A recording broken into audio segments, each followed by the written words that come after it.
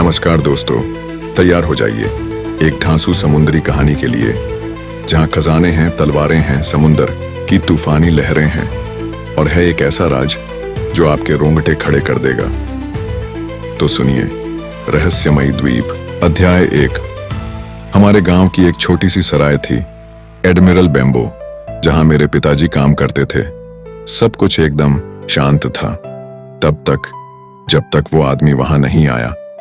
एक दिन दोपहर ढल रही थी, तभी समुंदर की ओर से आता दिखा एक लंबा चौड़ा मोटा तगड़ा बुढ़ा, बदन झुलसा हुआ, चेहरा जैसे किसी जंग का नक्शा हो और गाल पर तलवार का एक गहरा कट। उसके पीछे ठेले पर लदकर आया उसका भारी समुद्री बक्सा।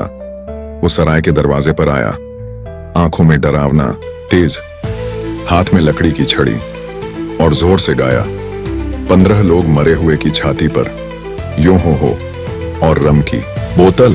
भाई साहब, उस गाने की गूंज से ही गांव वालों की हवा टाइट हो गई। वो अंदर घुसा और बोला, रम दो, और हाँ, मुझे कहो कप्तान। बोलने का अंदाज ऐसा जैसे कोई समुद्री डाकू ही हो। और फिर शुरू हुई मेरी ड्यूटी। ओ लड़के, उसने मुझसे कहा, अगर कोई एक टांग वाला नाविक इस रास्ते से गुजरे तो मुझे तुरंत बताना। हर महीने दूंगा एक चांदी का सिक्का। अब उस एक टांग वाले का डर मेरे सपनों तक में आने लगा। कभी घुटने तक कटा, कभी कमर तक, कभी तो ऐसा लगता मानो उसका पैर सीधा पेट से निकला हो। लेकिन असली डर तो तब शुरू हुआ जब डॉक्टर लिवसी आए। साफ सुथरे ठाठ में डॉक्टर साहब अंदर बैठे थे कि कप्तान ने अचानक गाना छेड़ दिया, यूं हो और रम की बोतल। डॉक्टर बोले, अगर तुमने रम पीना नहीं छोड़ा तो सीधे कब्र में जाओगे। कप्तान थमथमाया, चाकू निकाला, लेकिन डॉक्टर ने ऐसे ललकारा, जेब में डाल वो छुरा, नहीं तो अगली अदालत में झूलता दिखेगा। कप्तान हक्का बक्का, चाकू अंदर, और वो बैठ गया चुपचाप। लेकिन दोस्तों, ये तो बस शुरुआत थी।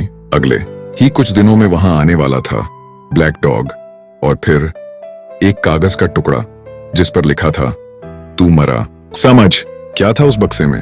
क्यों डरता था कप्तान उस एक टांग वाले से? और कौन था ब्लैक डॉग? पता चलेगा अगले भाग में। स्टोरी टाइम पर जुड़िए हमारे साथ, क्योंकि अगला अध्याय है ब्लैक डॉग की दस्तक। रोमांच, रहस्य और खजाने से भरी ये कहानी आपको समंदर की लहरों में डुबो देगी। वीडियो पसंद आया तो लाइक, सब्सक्राइब और घंटी बजाना मत भूलना।